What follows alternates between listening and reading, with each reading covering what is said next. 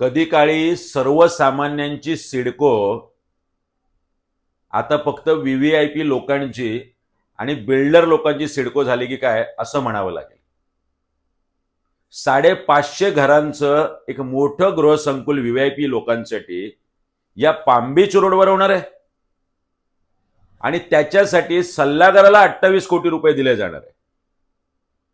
मुळात जे व्हीव्हीआयपी आहेत, उदाहरणार्थ जे IAS आहेत, IPS आहेत, आमदार आहे आणि खासदार आहे, यांना परत एकदा घरांची गरज काय? जर सिडकोचाच नियम आहे की MMRDA क्षेत्रामध्ये जर आपल्याकडे एखादं घर असेल तर दुसरं घर घेता येत नाही। काय या आमदार खासदार अधिकाऱ्यांची घरं नाही आहेत MMRDA क्षेत्रात? का हा नियम फक्त गोरगरीब सर्वसामान्यांना लागू आहे आणि व्हीव्हीआयपी यांना लागू नाहीये? भ्रष्टाचाराने बरबटलेली सिडको आहे।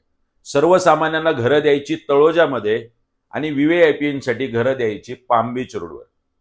हा अन्याय बंद करावा। मुळातच या गृहनिर्माण संकुलाला आणि या 550 घरं जे व्हीव्हीआयपी साठी आपण बांधताय त्यालाच मुळात महाराष्ट्र नवनिर्माण सेनेचा विरोध आहे।